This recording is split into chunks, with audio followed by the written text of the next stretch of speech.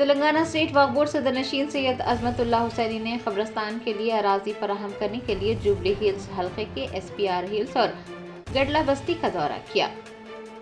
Jubilee Hills assembly حلقے کے بورا بنڈار ڈویژن میں عوام طویل عرصے سے قبرستان کی اراضی کی فراہمی کا مطالبہ کر رہے ہیں۔ موجودہ قبرستان ناکافی ہونے کی وجہ سے لوگوں کو مشکلات کا سامنا ہے۔ مرحومین کی تدفین کے لیے لوگ پریشان ہیں۔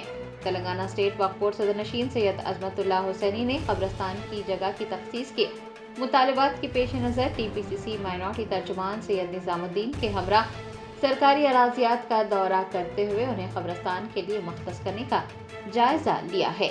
ذرائع سے پتہ چلا ہے کہ سید عظمت اللہ حسینی نے وقف بورڈ کے عہدیداروں کے بجائے کسی دوسرے محکمے کے افسران کے ہمراہ جوبلی ہلز کا دورہ کیا۔ حالانکہ 15 سال سے لوگ قبرستان کی جگہ کا مطالبہ کر رہے ہیں۔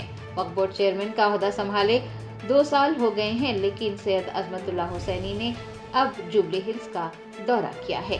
وقف بورڈ چیئرمین کا یہ کیسا دورہ تھا جس میں وقف بورڈ کے عہدیداران ہی موجود نہیں تھے؟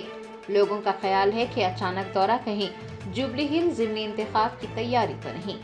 وقف بورڈ پچھلے 15 سالوں سے قبرستان کی جگہ فراہم نہیں کر پایا۔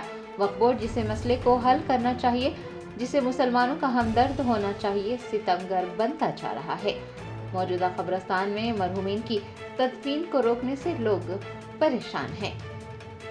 وہ کہتے ہیں نا، دیر آیت درست آیت۔ جب وقف بورڈ چیئرمین نے جوبلی ہلز کا دورہ کر ہی لیا ہے تو توقع ہے کہ وہ قبرستان کی جگہ کی فراہمی کے مطالبے کو بھی پورا کریں گے اور حکومت سے مؤثر نمائندگی کرتے ہوئے مسلمانوں کو راحت پہنچائیں گے۔